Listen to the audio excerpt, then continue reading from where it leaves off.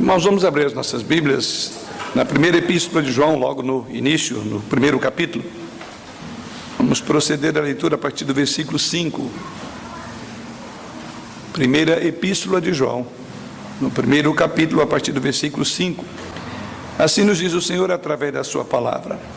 Ora, a mensagem que da parte dele temos ouvido e vos anunciamos é esta: que Deus é luz, e não há nele treva nenhuma. Se dissermos que mantemos comunhão com ele e andarmos nas trevas, mentimos e não praticamos a verdade. Se, porém, andarmos na luz, como ele está na luz, mantemos comunhão uns com os outros, e o sangue de Jesus, seu Filho, nos purifica de todo o pecado. Se dissermos que não temos pecado nenhum, a nós mesmos nos enganamos e a verdade não está em nós.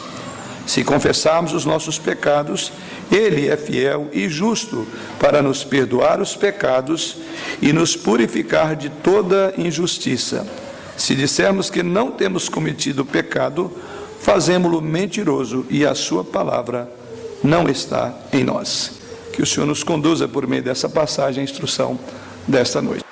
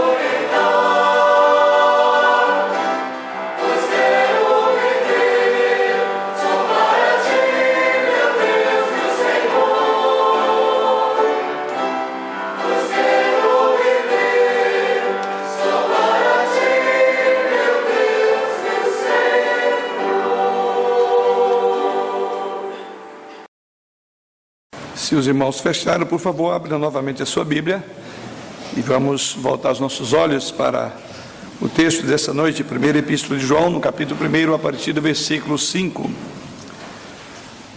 Um pouco antes desses versos, ou seja, logo aí no prólogo, nessa introdução, que vai do capítulo, do versículo 1 ao versículo 4, o que temos aqui? Primeiramente, se os irmãos observarem, verão que João, primeiramente, ele apresenta Jesus Cristo aí como sendo o verbo da vida, Jesus Cristo como sendo a vida eterna, sendo Cristo, sendo ele o Filho de Deus.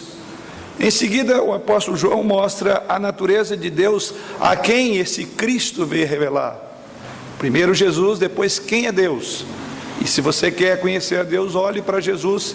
E assim João, no segundo momento dessa abertura, desse prólogo, fala do Deus a quem ele veio revelar. E logo em seguida, em terceiro momento, ele enfatiza que à medida que você conhece esse Deus, você certamente será impactado por este conhecimento, porque o autoconhecimento de Deus, ou este conhecimento de Deus, levará também ao autoconhecimento de quem você é. E assim João conclui, em outras palavras, nesse prólogo, mostrando que somente diante da santidade de Deus é que podemos ver a malignidade do nosso pecado. Cristo, Deus em plena luz, revela a malignidade do nosso pecado. E então o apóstolo João tem como propósito aqui nesse capítulo de mostrar que nós não podemos ter comunhão com Deus e com os irmãos sem santidade, posto que esse Deus a quem Cristo veio revelar é luz, e é o tema que logo vamos entrar aí. Então essa é a estrutura do pensamento de João para o texto que nós vamos meditar em breve, ou nesta noite. Mas, por outro lado, referindo-se que é impossível desse Deus a quem Cristo veio revelar, que habita em local, em luz inacessível, esse mesmo Deus também relaciona-se conosco, também se dá a conhecer, ele revela-se e ele interessa-se em relacionar com o homem. E aqui João vai trabalhar um dos temas mais, podemos dizer, difíceis, controversos. Como pode um Deus santo lidar com pecadores? Podemos nós, pecadores, ter comunhão com Deus santo? É o nosso tema dessa noite. Como pecadores podem ter comunhão com Deus santo? Vamos ver como é que João coloca isso a partir do próprio versículo 5, mas vamos mais uma vez buscar a direção do Senhor. Pai, nesta hora que já louvamos-te porque a tua presença é clara entre nós, se manifesta entre nós, louvamos-te já porque cremos no perdão dos nossos pecados e reconhecemos de que sem Jesus nada podemos fazer, não seríamos ousados o suficiente para sequer comparecer diante do Senhor. Te benzemos já, revelando também que tudo que somos e temos vem das tuas mãos, e por isso para as tuas mãos devolvemos parte daquilo que tu nos conferes através das ofertas. E agora, Pai, estamos prontos também para ouvir a tua palavra, ouvir a tua voz. Por isso abra o nosso entendimento de tal maneira que possamos entender aquilo que está além da letra, que somente o teu Espírito pode falar de forma eficaz e transformar os nossos corações. E em nome do Senhor Jesus que oramos. Amém. Como é então que João vai trabalhar essa questão de como pecadores podem relacionar-se com Deus Santo?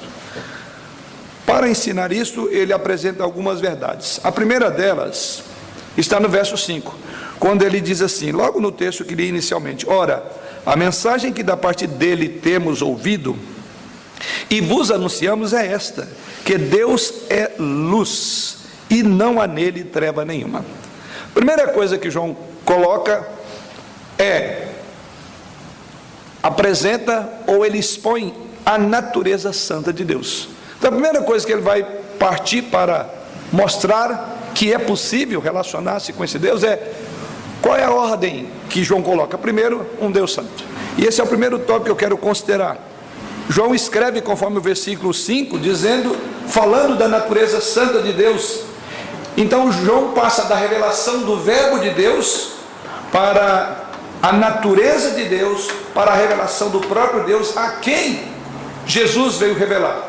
E ao fazer isso, João sintetiza, por assim dizer, o ensino de Jesus Cristo nessa frase do verso de número 5, dizendo: Deus é luz.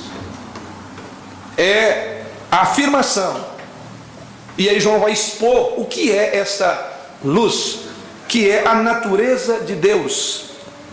A luz é aquela que ilumina, a luz é a que aquece, a luz é aquela que purifica, a luz é aquela que alastra. Essa luz que João coloca aqui, ela traz o conhecimento da verdade. Por isso que a verdade resplandece nas trevas da ignorância. A luz liberta. Mas o que significa isso? Observe como João coloca. Primeiro ele diz que Deus é luz e não há nele treva nenhuma.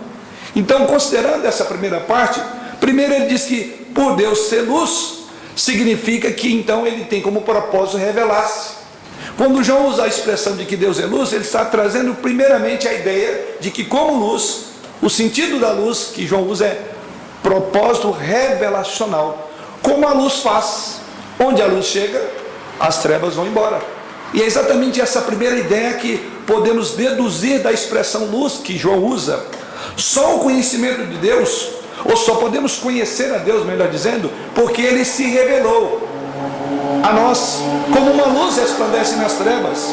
Dizer então que Deus é luz, conforme diz João, significa que não há nenhuma coisa secreta. Dizer que Deus é luz significa que não há nenhuma coisa furtiva e encoberta perto de Deus, porque a luz não permite isto. Ela resplandece, ela se torna clara no dizer de João. Em outras palavras, quando João diz que Deus é luz, significa que Deus quer que os homens o vejam e o conheçam como Ele é, porque Ele é luz. Deus se revelou na criação, Deus se revela na consciência humana, Deus se revela nas Escrituras, Deus se revelou no Verbo encarnado, Jesus de Nazaré. Isso é o que João diz. Deus é luz, Ele tem como propósito revelar, Ele vai, por assim dizer, descortinar-se, porque Ele é luz. Mas ainda pensando sobre o termo luz, em segundo lugar, quando João diz que Deus é luz, ele está dizendo que Ele é luz no sentido de perfeição moral, não só no sentido de revelar a sua natureza, mas por luz significa que vamos compreender ou entender ou vamos perscrutar a sua perfeição moral. Nesse sentido, então, luz aqui significa que Deus é santo e puro, não há mancha em seu caráter, como não há mancha na luz. Ele é imaculado, Ele é puríssimo em seu ser, Ele é puríssimo em suas palavras, Ele é puríssimo em suas obras. Não há trevas que possam ocultar, e não há qualquer mal secreto em Deus, não há nenhuma sombra de coisa que possa temer a luz, que João diz que é o propósito de Deus aqui, revelar-se em Jesus Cristo. João então diz que não há nele treva nenhuma, é a consequência do fato de ser luz. E é exatamente isso. Ora, se Deus é luz, logo, então João vai evocar um pouco mais à frente, que aquele que professa ter relação com esse Deus, não pode viver na escuridão, não pode viver em pecado, que é exatamente o próximo tópico nosso.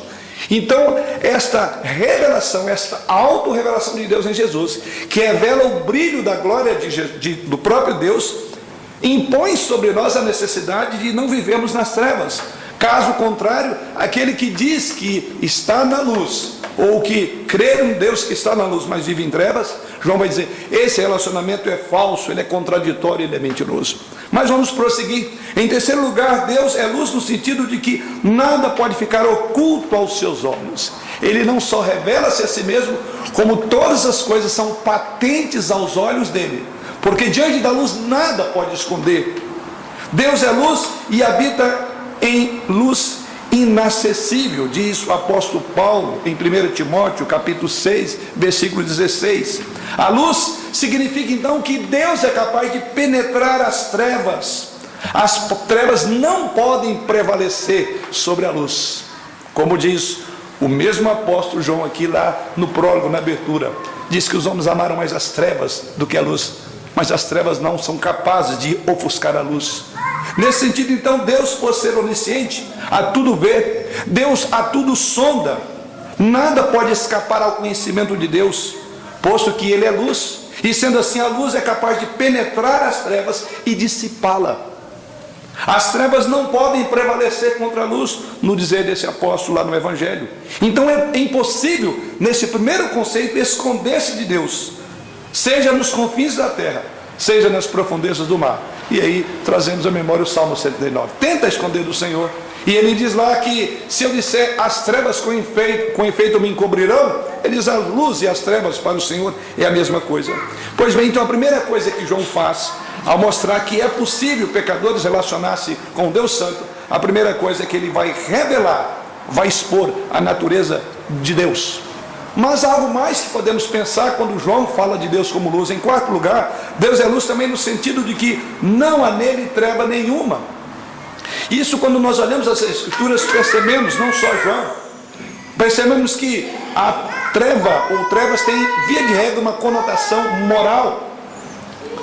Então trevas significa tratar-se de uma vida, ou viver uma vida sem Deus, ou tentá-la viver sem Deus. As trevas e a luz são inimigas irreconciliáveis. As trevas expressam ignorância da vida à parte de Cristo. As trevas significam imoralidade da vida sem Deus. As trevas apontam para o desamor, as trevas apontam para o ódio.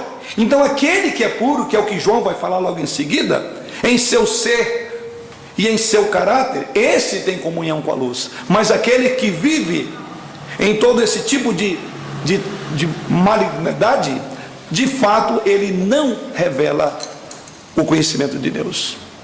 Mas em segundo lugar,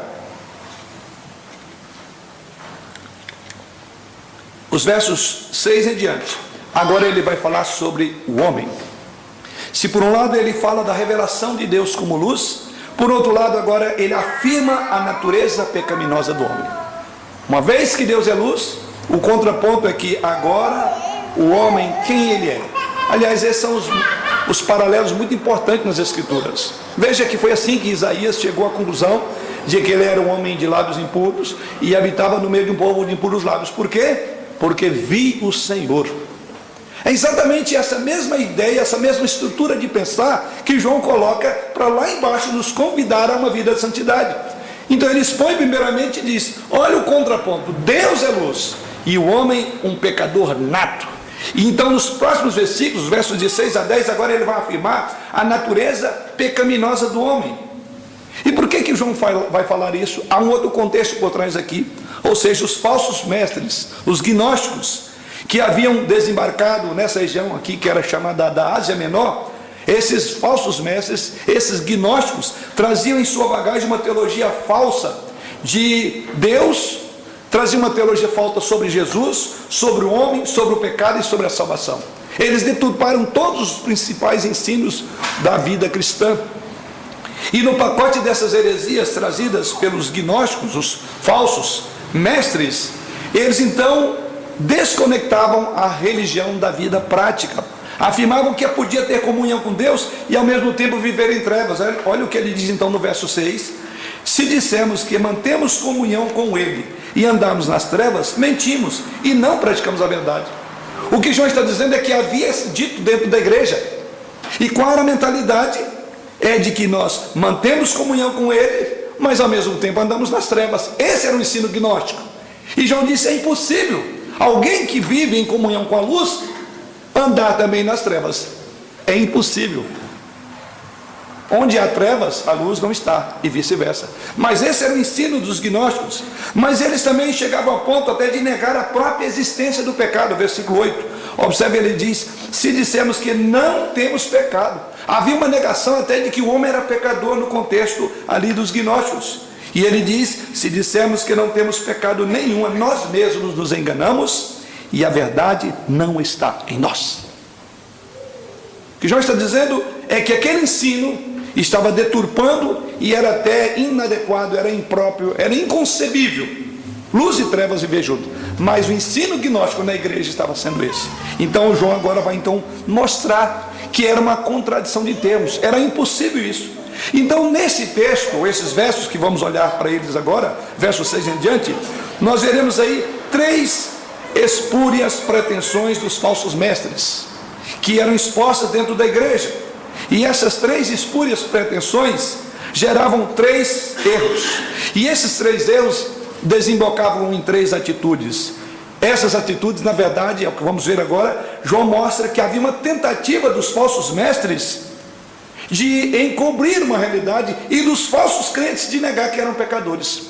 Quais eram esses 3 erros? Primeiro, no próprio verso 6, quando eles tentam enganar os outros.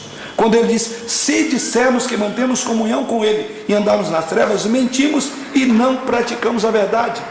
Então o primeiro erro colossal que eles cometiam era exatamente a tentativa de enganar os outros, dizer: não, eu não cometo o pecado.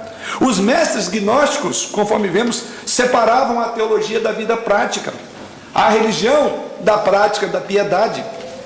Mesmo imerso nos seus pecados, ainda proclamavam que tinha comunhão com Deus.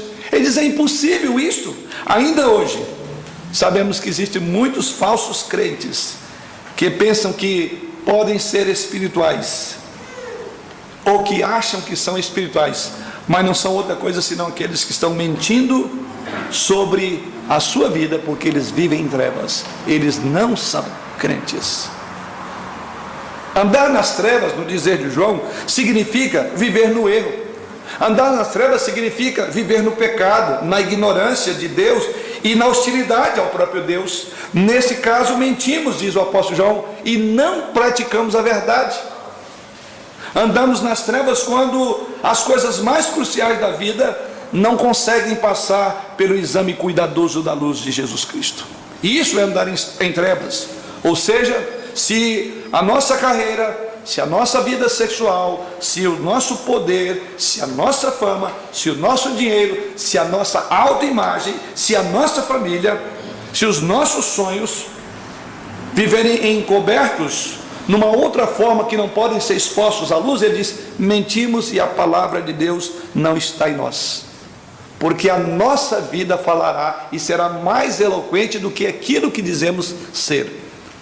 E esse é o motivo então da falta de poder de tantos cristãos hoje. Essa é a razão de igrejas viverem sem vida e sem poder, porque vivem numa contradição de termos. Embora digam uma coisa, mas vivem outras. Embora ouça uma coisa aos domingos, nas reuniões, nos ajuntamentos solenes de santidade, mas a vida prática é outra. E é exatamente essa mentalidade que estava entrando para a igreja, e alguns crentes já advogavam, né? E João está dizendo então, é impossível. Por isso então que ele diz que havia uma tentativa de enganar os outros. Comentarista chamado Lloyd John Ogilvie, comentando esse texto, ele faz a seguinte afirmação nesse particular: a intimidade está arraigada na honestidade e a exposição de nosso ser interior à luz perscrutadora da verdade de Deus. Deus nos conhece, continua ele dizendo, por inteiro. Então, por que tentar esconder o que somos ou o que temos feito? Por que fingimos ser o que não somos?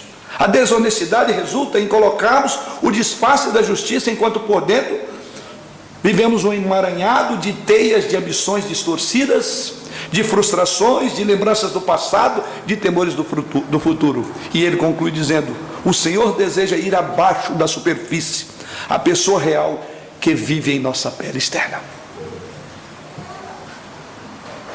Simon Kistemaker, também citando esse texto, ele afirma o seguinte: o pecado aliena o ser humano de Deus e de seu próximo.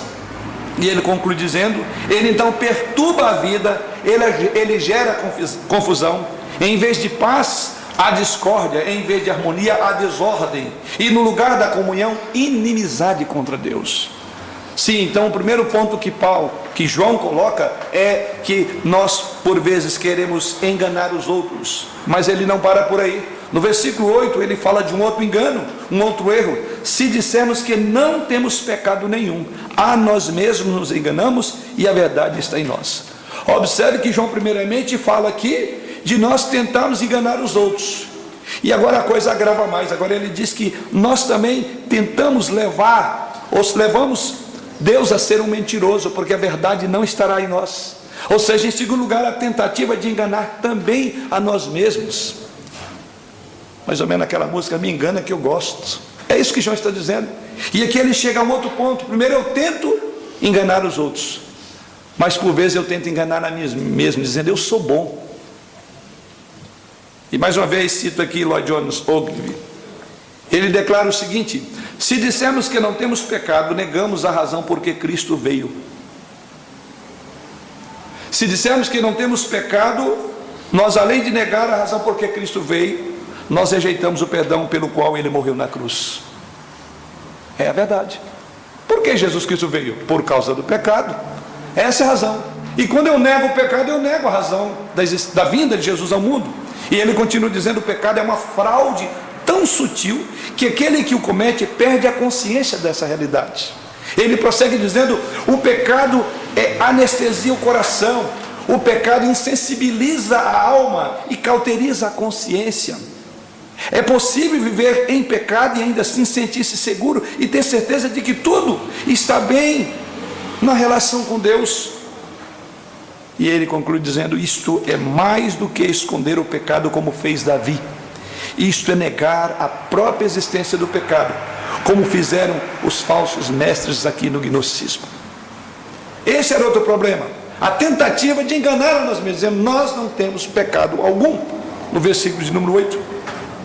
Por que João coloca isso, irmãos? Porque a tentativa do ser humano é de fugir da responsabilidade de seus pecados, fazendo projeções e transferindo a culpa para outros. Quantos há que transferem a sua culpa ou atribuem a sua culpa dos seus pecados à herança? Até tem uma mentalidade absurda da herança malditária, a hereditariedade da herança ruim. O indivíduo que tem uma herança maldita ou amaldiçoada, como se isso fosse possível. Por outro lado, alguns acusam o meio ambiente, outros acusam o temperamento ou a sua condição física. Nós podemos argumentar que alguém nos encantou, podemos até argumentar que fomos levados a fazer aquilo que não queríamos fazer, mas não foi assim que Paulo olhou para o pecado e ele disse: o bem que quero fazer eu não faço, mas o mal não está fora, não é culpa de outro, está em mim. Este é um coração contrito ao qual Deus não despreza. Então essa ginástica mental e essa fraqueza moral são tão antigas quanto a queda dos nossos primeiros pais, a acusação um do outro, ele ou ela era culpada. Mas Salomão observou muito claramente em Provérbios 28:13, quando ele afirmou: o que encobre as suas transgressões jamais prosperará, mas o que as confessa e deixa alcançará misericórdia.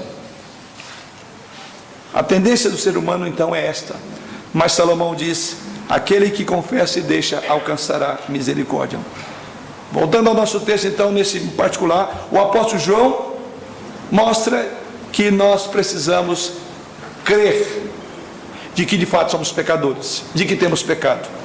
Mas em terceiro lugar, como colocamos, vai só agravando. No versículo 10, veja o que ele diz: se dissermos que não temos cometido o pecado, fazemo-lo mentiroso, a sua palavra não está em nós. O que João coloca aqui é, primeiramente, o pecado pode nos fazer mentir para os outros. O pecado pode nos fazer mentir para nós mesmos. E o pecado pode fazer com que tentamos chamar o próprio Deus de mentiroso. Veja que a coisa vai agravando. Eu minto para os outros, eu minto para mim mesmo e depois eu minto para Deus. E é exatamente isso que ele disse: se dissermos que não temos cometido pecado, também colocamos Deus no rol dos mentirosos. Então veja que o pecado é tão astuto, é tão grave, que ele tenta obliterar a ideia do outro sobre mim, porque eu estou mentindo. Eu consigo enganar a mim mesmo, e eu chego ao absurdo de colocar Deus em xeque-mate. Eu estou dizendo que ele é mentiroso. Eu diria que desses três estágios que João coloca, essa atitude, eu diria que ela é a mais repreensiva de todos quanto a lidar com o pecado, porque torna Deus um mentiroso. É isso que João diz. Porque se assim fizermos, fazemo-lo mentiroso. É muito grave chamar Deus de mentiroso. Ou seja, esse aqui eu diria que é o pecado acima de todos os pecados. Que pecado é acima de todos os pecados?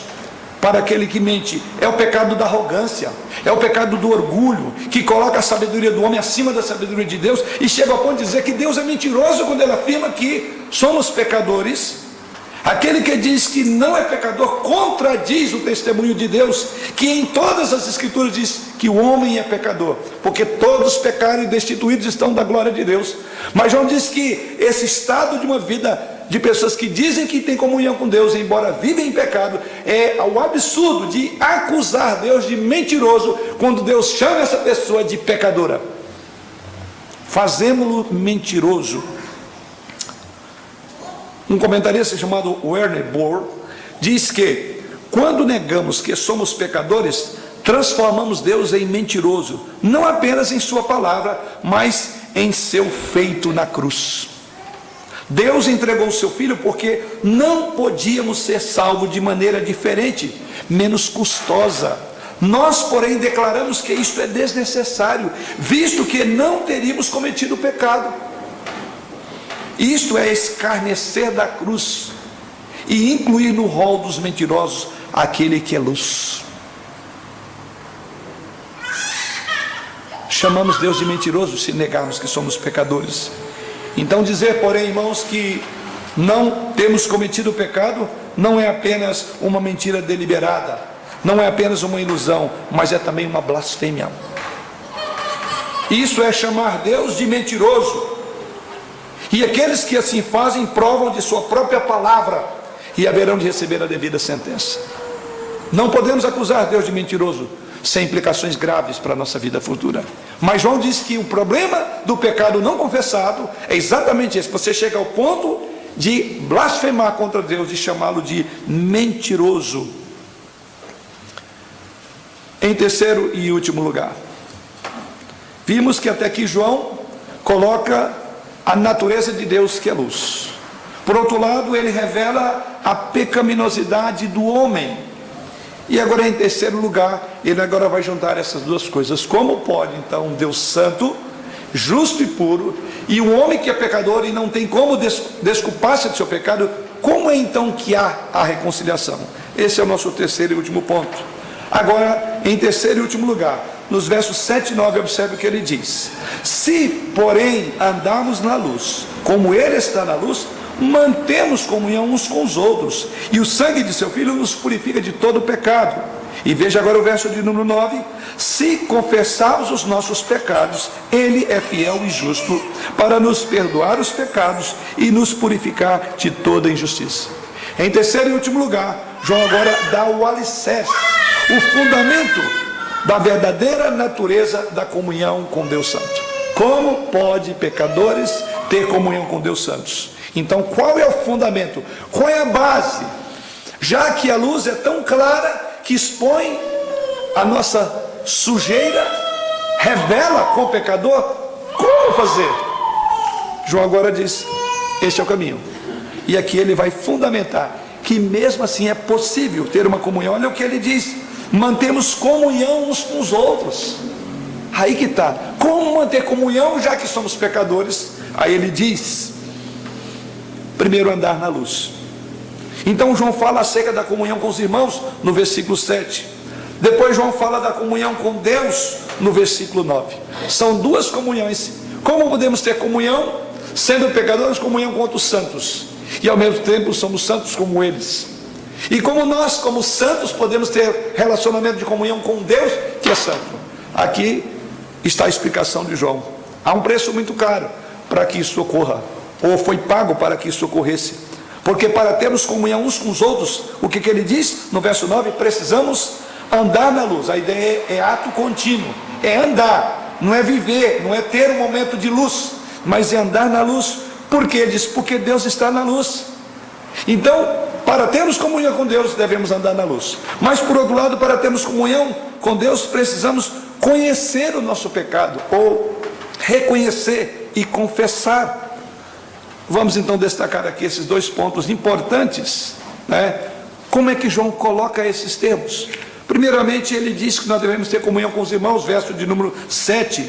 Se porém andarmos na luz, como ele está na luz, mantemos comunhão uns com os outros. Então, primeiramente, João vai falar de como se estabelece uma comunhão com outras pessoas.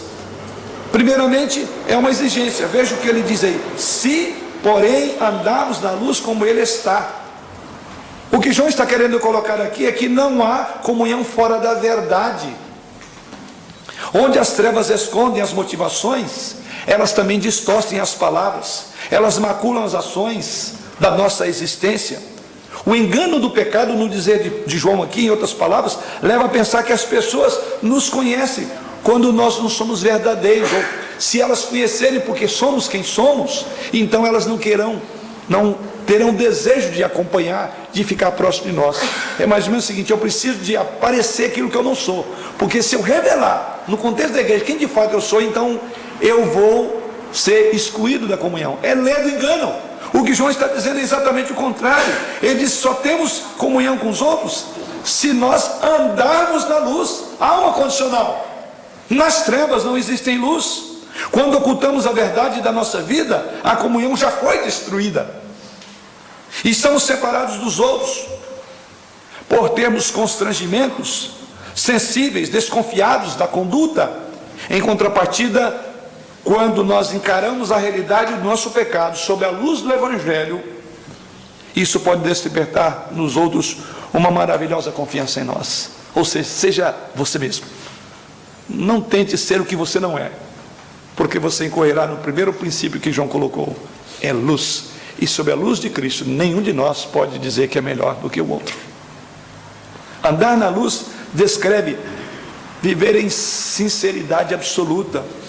Andar na luz é não ter nada para esconder. Andar na luz é sermos quem somos mesmo. Andar na luz produz dois resultados, como ele diz: comunhão com os irmãos e purificação dos nossos pecados. Ou seja, sobre a luz é que desperta a consciência, e a maravilhosa obra de Cristo vem e aplaca a ira de Deus sobre esse pecado. É por isso que João coloca isto. Então, primeiro é uma exigência: se porém andarmos na luz. Mas a parte B do versículo, ele fala de outra verdade. Ele diz: mantemos comunhão uns com os outros. Ou seja, em segundo lugar, uma realidade.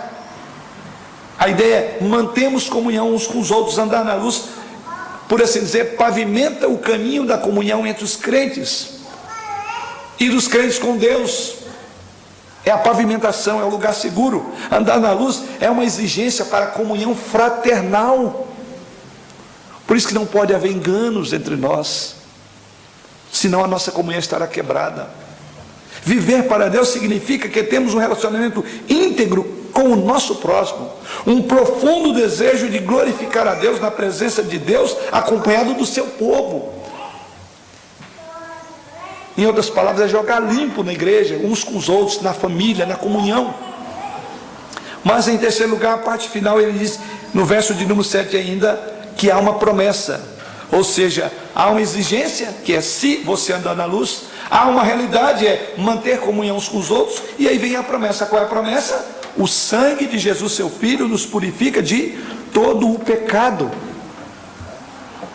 O fato de andarmos na luz e mantermos comunhão uns com os outros não implica ausência de pecados, não implica que somos essencialmente perfeitos. Ele diz que há uma promessa, é de que se você andar na luz, e por você ser pecador, Deus proverá, quando você pecar, o sangue dele para purificar o seu pecado. Por isso que é um exercício contínuo. Em outras palavras, quando nós somos claros, quando nós somos transparentes, quando nós revelamos o nosso pecado para Deus e para o nosso próximo, quando nós confessamos o pecado, ainda que pequemos, e João pressupõe o pecado, porque ele diz aqui que o sangue de Jesus nos purificará do pecado que cometemos uns contra os outros, ou acima de tudo contra Deus.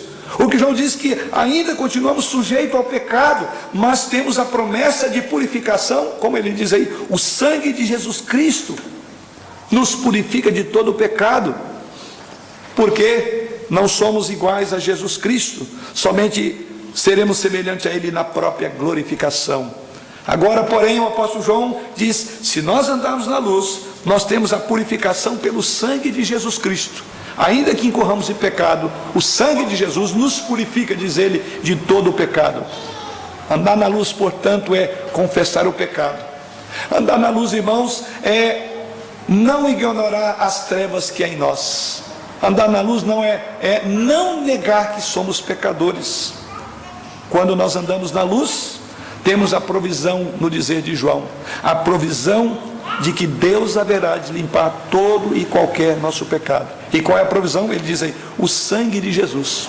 Olha como ele faz essa afirmação no final do verso 7. O sangue de Jesus nos purifica de todo o pecado. Quero destacar essa expressão que João usa: purificar do pecado. Esse verbo, na língua original, que foi traduzido aí por purificar, sugere que Deus faz mais do que perdoar.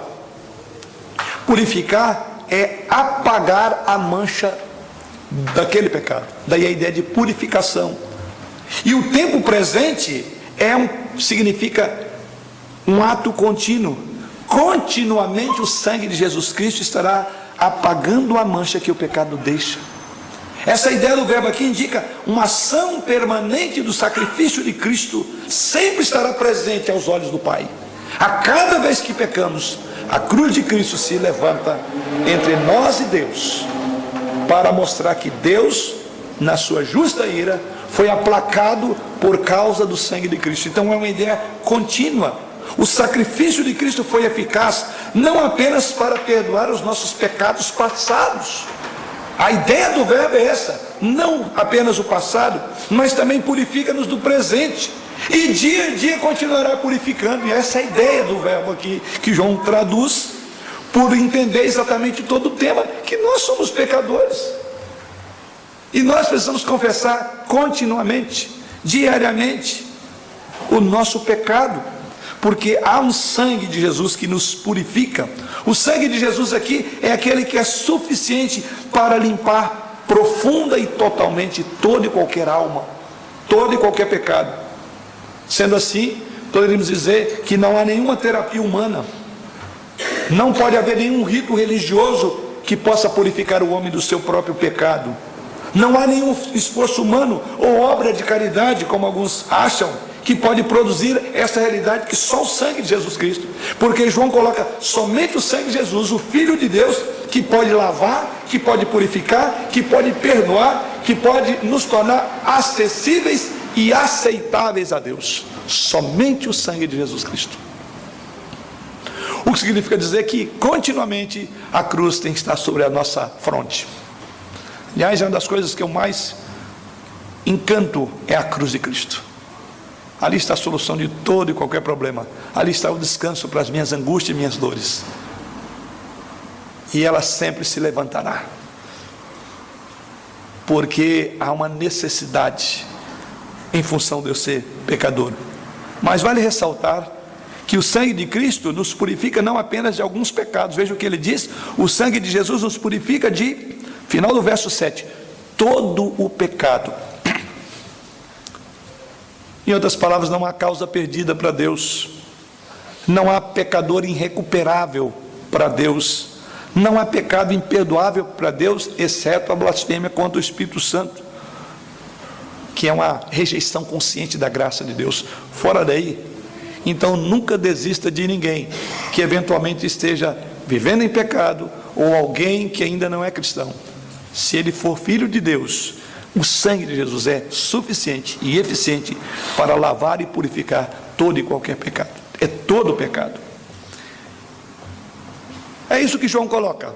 Para mantermos comunhão com Deus, precisamos então ter comunhão uns com os outros. Mas em segundo lugar, veja o que ele diz no verso de número 9: se dissermos ou se confessarmos os nossos pecados, Ele é fiel e justo para nos perdoar os pecados e nos purificar de toda injustiça.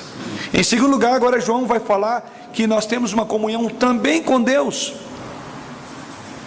O crente verdadeiro não é aquele que esconde os seus pecados. O crente verdadeiro não é aquele que fica justificando os seus atos, mas segundo o apóstolo João no versículo que lemos, ele é aquele que confessa a Deus para receber perdão, para receber purificação. Mas a única condição que João coloca aqui é uma aberta honestidade, é não esconder, porque ele diz que nós devemos confessar o nosso pecado. Se confessarmos os nossos pecados, Ele é fiel e Ele é justo para nos perdoar. Então pecados não se explicam, pecados não se justificam, pecados se confessam, porque Cristo morreu por causa desses pecados. Em outras palavras, nós devemos confrontar os pecados que cometemos sem nos defendermos, sem nos justificarmos. Então aqui somos ordenados e chamados a confessar os nossos pecados como evidência de arrependimento. É o texto que já citamos de Provérbios: aquele que confessa o seu pecado e deixa, esse encontrará misericórdia. E o que vemos aqui, nessa linguagem do apóstolo João, no versículo 10, ele diz: se confessarmos os nossos pecados, ou seja, há aqui uma condição. Qual é a condição? É confessar. Essa é a parte condicional do versículo de número 9. Mostra que o nosso conhecimento do pecado é necessário, nós devemos confessá-lo e não negá-lo como faziam os gnósticos e queriam fazer alguns crentes falsos da igreja também entender que não tinham pecado. E na contramão João diz: sim, se você confessar este pecado. Em outras palavras, nós devemos encarar o pecado aberta, honesta e seriamente, se queremos não viver mais com esse fardo. Não podemos esconder, não podemos achar desculpas para o pecado. Nós devemos confrontar o nosso pecado com a santidade de Deus. Mas o que João coloca aqui por se confessarmos o nosso pecado é um termo muito curioso também aqui, quando no verso de número 9 ele introduz dizendo: se confessarmos os nossos pecados. O que João quer dizer por confessar o nosso pecado? Literalmente é concordar com Deus que nós pecamos. Porque até aqui a ideia é daqueles que evitavam, que faziam de tudo um exercício para negar pecado, a pecaminosidade. E ao contrário disso, a ideia de se confessar o pecado é se nós concordarmos com Deus de que nós pecamos. Se nós falamos, Senhor, de fato eu sou pecador, em vez de eu tentar esconder, negar para mim mesmo, negar para os outros e chamar Deus de mentiroso, é o contrário. Ele diz, você tem que concordar com Deus. Sabe por quê? A palavra grega aí, se confessarmos com pecados, significa literalmente homologar, significa concordar com, significa dizer a mesma coisa. Então quando Deus diz isso é pecado, homologue isso, concorde com Deus, diga a mesma coisa com Deus, e diga isso mesmo, é homologar. Confessar aí, confessar é concordar com o diagnóstico que Deus faz da sua vida. Concordar é concordar com o diagnóstico que Deus faz a respeito de nós. E qual é o diagnóstico que Deus faz de nós? Que somos pecadores. Simples assim. Como é difícil, o nosso orgulho não permite. Tentamos enganar os outros, tentamos enganar a nós mesmos, e somos capazes de chamar Deus de mentiroso. Então ele diz, faça o contrário. Você quer ter comunhão? Concorde, homologue, confesse o seu pecado, confessar os pecados que temos cometido, e assim nós vamos verbalizar essa concordância, e vamos encarnar pela tristeza do pecado. Em vez de negar o pecado ou escondê-lo, devemos admitir a nossa culpa e devemos confessar ao Senhor. Esta é a condição do perdão e o caminho da comunhão com Deus e da comunhão uns com os outros. Não se trata de uma confissão genérica, vale ressaltar, inespecífica ou até mesmo superficial. Senhor, perdoa os meus pecados. Lembro uma ocasião, um trabalho de férias, quando era seminarista, uma região interiorana do nosso país. Alguém estava numa reunião de oração, num momento de confissão, e disse lá, Senhor, perdoa a minha carreta de pecados. E até o irmão falou, minha irmã, põe carreta nisso. É muito genérico, uma carreta cabe muitas coisas, no dizer simples daquela irmã, e até naquela análise meio brincalhona do irmão, põe carreta nisso. Em outras palavras, não devemos ter generalizações sobre aquilo que cometemos pecado. O pecado é uma falha clara e objetiva. Que tipo de pecado? Ou você diz, Senhor, perdoa os meus pecados. Observe, nós temos muitas dificuldades de fazer confissões, às vezes até em público, pela igreja, uma confissão pública de pecados. A gente, Senhor, perdoa os nossos pecados, aí você já passa a pedir, a agradecer, suplicar. Ei, você vai confessar pecados. Nós já temos essa dificuldade por natureza. E aqui, quando João está colocando, é admitir, é não usar ideias generalizadas. Não devemos confessar de forma generalizada. Que tipo de pecado você quer que Deus trate na sua vida? Que tipo de pecado você tem em mente quando pede para que Deus o perdoe? A verdadeira confissão, ela requer especificação dos pecados. Devemos chamá-los pelo nome que Deus dá a ele, como inveja, cobiça, ódio, mágoa, impureza. É confessar, Senhor, perdoa a minha impureza, o meu ódio, a minha mágoa, o meu rancor. Esse fulano, essa beltrana, é nome. É confessar pecado, não uma carreta de pecados. A confissão dos pecados exige, sim, uma clareza do que você está confessando, porque este pecado específico, Jesus foi julgado na cruz por causa dele, por causa da língua grande, por causa do mau humor e por causa do seu temperamento. Este é o pecado. Então confesse. Como nós somos específicos quando pedimos ao Senhor, e temos uma lista, aí temos uma carreta de pedidos, mas o pecado é, perdoa os meus pecados. Não use generalizações, confesse, qual é o seu pecado?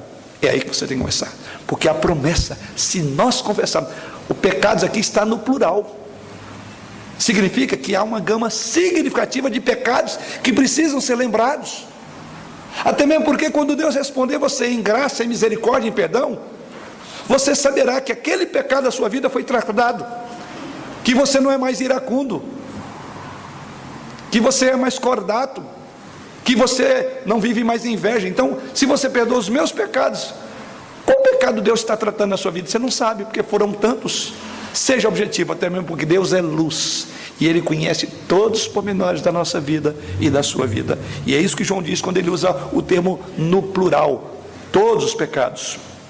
João, na verdade, escreve, e eu acho que seria até uma tradução mais interessante, se continuarmos confessando os nossos pecados. É uma ideia de continuidade aqui, a expressão na língua original.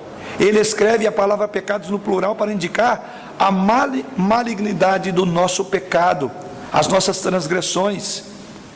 E assim nós devemos confessar o nosso pecado primeiramente a Deus, contra quem cometemos, e em segundo lugar devemos confessar também ao nosso irmão.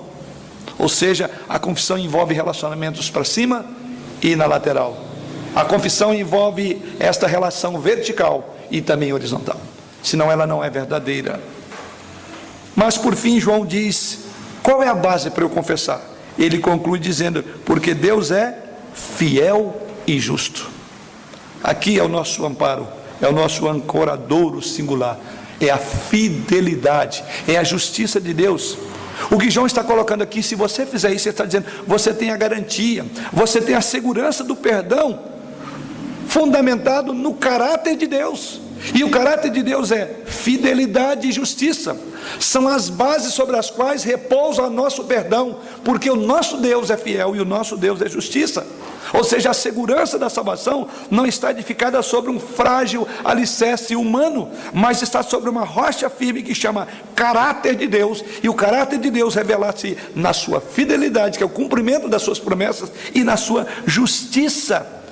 Ou seja, o que João está dizendo, que Deus é fiel em suas promessas, e Ele é justo para aplicar, não a nós, mas em Jesus, a culpa do nosso pecado. Ele é justo. O que João está dizendo é o seguinte, creia no perdão por duas razões. Deus é fiel, Ele prometeu que Ele faria, e Deus é justo, Ele já fez, porque Ele fez em Jesus. Ou seja, não é possível que Deus cobre de você um pecado que na sua fidelidade Ele prometeu encravar em Cristo e cobrar de você. Você tem a garantia de que Deus fará, porque Ele é fiel e Ele é justo. E Deus não pode julgar o pecado duas vezes. Já julgou em Jesus, então eu tenho a paz no meu coração, por saber que esse pecado, por Deus ser justo, não imputará segunda vez o pecado a alguém que pelo sangue de Cristo se tornou agora inocente, porque foi pago. Daí porque Ele diz que Ele é fiel e justo. Deus é fiel para perdoar, porque Ele cumpriu a aliança e sua promessa de perdoar os nossos pecados e não se lembrar mais. Um texto muito conhecido, Jeremias 31, 34, porque Deus diz lá, pois perdoarei as suas iniquidades e dos seus pecados jamais me lembrarei. Você tem orado pensando nesse texto, Senhor, a tua palavra promete que o Senhor me perdoará todos os meus pecados, o Senhor não se lembrará, porque o Senhor é um Deus fiel. Senhor, eu te louvo porque essa promessa já se cumpriu, o Senhor também é justo, porque quando eu olho para a cruz, esse pecado que o Senhor não lembra, que o Senhor já tratou na cruz. Então o Senhor é justo, em tua justiça e em tua fidelidade eu repouso o meu coração para confessar. Duas coisas, Deus é fiel, Deus é justo. O juiz de toda a terra não pode apagar o pecado de forma leviana. A cruz é de fato, absolutamente, a única base moral sobre a qual Ele pode perdoar pecados. Aí a ideia de justiça, que João usa no tema aqui, pois ali o sangue de Jesus, seu Filho, foi derramado para que Ele pudesse ser a propiciação. É o termo que João vai usar lá no verso de número 1 do capítulo 2, ou o verso 2 do capítulo 2, e Ele é a propiciação pelos nossos pecados, e não somente pelos nossos próprios, mas ainda pelos do mundo inteiro. Em outras palavras, ao perdoar os nossos pecados e nos purificar dele, Deus manifesta lealdade à sua aliança. Ele é fiel para cumprir o que Ele prometeu na aliança, e ao mesmo tempo Ele revela a sua justiça, porque Ele matou Jesus. Ele é justo. Que base maravilhosa para confessar, para abrir o coração, para falar todas as cobras e lagartos que vive vivendo nela, que você anda nela, por saber que esses dois aspectos no caráter de Deus me encorajam. Como Deus pode ser justo e apagar o pecado? A resposta está em 2 Coríntios 5, verso 21. Paulo diz, aquele que não conheceu o pecado, Ele o fez pecado por nós, justo, para que nele fôssemos feitos justiça de Deus. A justiça de Deus já foi vindicada em Cristo para cada um dos pecados que nós cometemos. Todo pecado foi julgado, segundo o apóstolo Paulo. Todo pecado foi julgado no cabeça da humanidade, Cristo Jesus, nosso Senhor. Deus é justo ao não vingar o pecado duas vezes. Se você confessou, saiba, Deus não imporá sobre você esse mesmo pecado. E nós devemos crer e viver sobre isso. E por fim, qual é a posse do perdão? Ele diz lá, para nos perdoar e os pecados e nos purificar de toda injustiça. A nossa injustiça foi levada na justiça da cruz, de maneira que agora somos justos aos olhos de Deus. Na primeira frase que João usa para nos perdoar os pecados, a ideia de perdoar aqui é um débito que Deus quitou. E a segunda frase, quando ele diz e nos purificar, é uma mancha que ele remove. Então, quando João usa esses dois termos, perdoar e purificar, João está mostrando os dois aspectos que envolvem a obra de Cristo. Primeiro, ele perdoa, ou seja, ele quita o débito. A ideia aqui é que não há mais culpa, porque Cristo pagou. E quando ele diz nos purifica, significa que ele remove a mancha que aquele pecado causou. O primeiro verbo perdoar descreve o ato de cancelar uma dívida que foi paga pelo devedor. E o segundo verbo, purificar, se refere ao fazer do pecador alguém santo, de modo que possa ter comunhão com Deus novamente. Não é isso que o Senhor diz lá em Isaías capítulo 1, verso 18? Vinde, pois, e arrazoemos, diz o Senhor, ainda que os vossos pecados sejam como a escarlata, eles se tornarão brancos como a neve, ainda que sejam vermelhos como o carmesim, se tornarão como a lã. Deus perdoa os pecados e purifica-nos de toda injustiça. Ele lava por fora e também purifica por dentro. Deus não coloca mais os nossos pecados em nossa conta, porque este ato judicial já ocorreu na cruz, foi colocado na conta do Senhor Jesus. Deus limpa e Deus purifica, de João. Este é o lado pessoal. Para concluir, o cristão, à luz do que vemos João colocando aqui, é aquele indivíduo que fez uma escolha de viver de uma forma consistente com esta escolha. Ele é cristão, ele é filho da luz e não pode andar em treva alguma. Então, no dizer de João, aquele que fez essa decisão por Cristo, movido pelo próprio Espírito do Senhor, não pode falar uma coisa e viver em contradição daquilo que ele fala. Viver nas trevas e afirmar que tem comunhão com Deus, saiba, você está mentindo. Se você tem comunhão com Deus, você não andará em trevas, porque Deus é luz.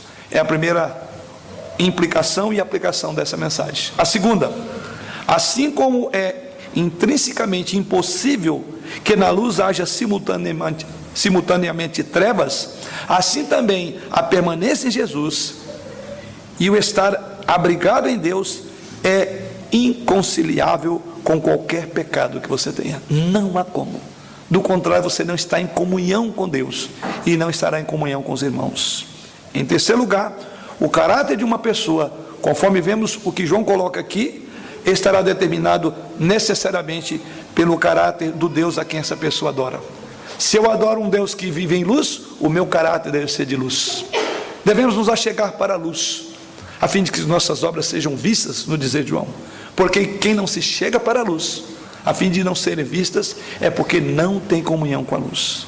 Então não pode haver contradição de termos na nossa vida e naquilo que professamos. E por fim, que aprendemos também que apesar do pecado e culpa e das consequências terríveis que frequentemente surgem por causa dos pecados, existe uma solução, como o apóstolo João coloca. João mencionou aqui o perdão e a purificação dos pecados. Esse perdão se torna possível por meio de Jesus. Que recorramos ao trono da graça, confessando de que Deus é luz e nele não há trevas nenhuma. E por outro lado, supliquemos a misericórdia para que, como filhos da luz, vivamos também em novidade de vida, em pleno dia e não nas trevas. Amém.